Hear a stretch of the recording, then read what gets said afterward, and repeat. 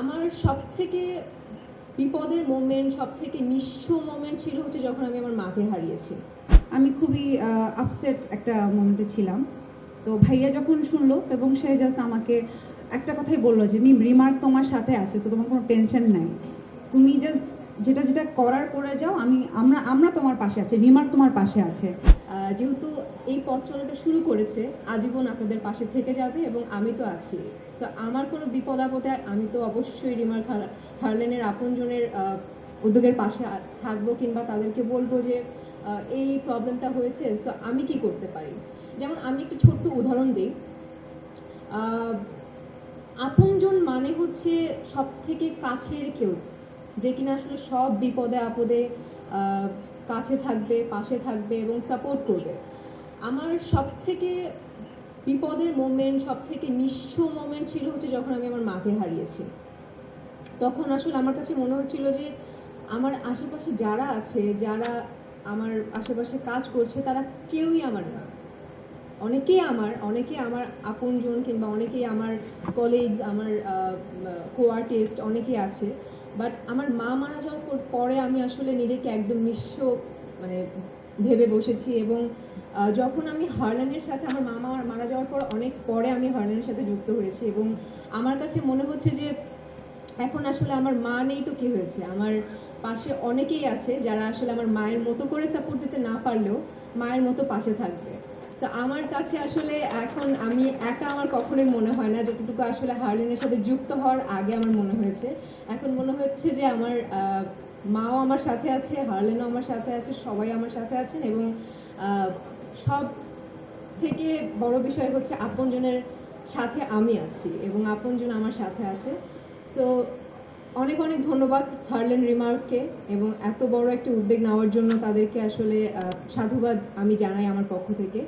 আশা করছি এই মাত্র শুরু হয়েছে পথ চলা, শুধুমাত্র শুরুতেই শেষ না, এই জার্নিটা আরও অনেক বড় হবে, অনেক বছরের হবে। এবং আমাদের নেক্সট জেনারেশন, এখন তো আমরা এই জেনারেশনে আছি, আমাদের নেক্সট জেনারেশনও যেন এই জিনিসটা পায়, আসলে এই কামনাই করি। অনেক অনেক অনেক শুভকামনা আমার পক্ষ থেকে, এবং দোয়া করবেন আমার জন্য, দোয়া করবেন রিমার্ক হারলেনের জন্য। Thank you so much. Real আপনজন হচ্ছে যারা দুঃখের সময় পাশে থাকে, সুখে তো সবসময় থাকে, দুঃখে যারা থাকে ওইটাই আসলে সারা জীবন মনে থাকে, ওইটাই এখানে গেঁথে থাকে। তো সেইম রিমার্কও, যেমন ছোটো করে যদি বলি, কিছুদিন আগে আমার মা একটু অসুস্থ ছিল।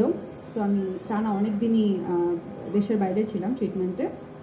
তো আমাকে একদিন মিজান ভাই যখন ফোন করলো, তো তখন আমি খুবই আপসেট একটা মোমেন্টে ছিলাম। তো ভাইয়া যখন শুনলো এবং সে জাস্ট আমাকে একটা কথাই বললো যে মিম রিমার্ক তোমার সাথে আছে, সো তোমার কোনো টেনশন নাই, তুমি জাস্ট যেটা যেটা করার করে যাও, আমরা তোমার পাশে আছি, রিমার্ক তোমার পাশে আছে। এবং সেই অবস্থায় একদিন সাকিব ভাই আমাকে ফোন করেছিল, আমার মার সাথেও কথা বলেছিল। সো থাকে না যে এরকম কিছু মুহূর্ত থাকে, যেই মুহূর্তগুলো সারা জীবন মনে থাকে, এবং ওই মুহূর্তগুলো আসলে কখনো ভোলার না, এবং ওইটাই আপনার এখানে দাগ লেগে থাকবে যে আচ্ছা ঠিক আছে, এরকম সময় কে আছে। তো এই জন্যই বললাম যে রিমার্ক অ্যাকচুয়ালি যে আমরা এখানে ব্যবসা করছি তা না, ব্যবসার সাথে সাথে যারা জড়িত সবাইকে নিয়েই ভাবে। সেইমভাবে ওনারা যে এবার উদ্যোগটা নিয়েছে, এই যে দেশ এবং মানুষের কল্যাণেই তো সবসময় কাজ করে রিমার্ক।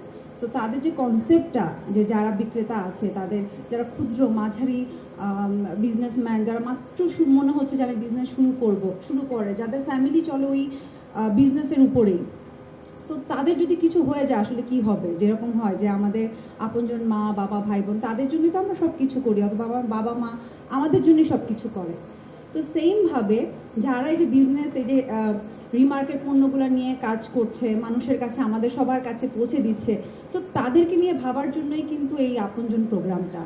সো এই যে রিমার্ক মানে আমাদের এই কোম্পানি যে এই সুন্দর একটা উদ্যোগ নিয়েছে, এটা আসলে আমি জানি না, আমার তো খুবই ভালো লাগছে যে একটা মহৎ উদ্যোগের পাশে আমি থাকতে পেরেছি।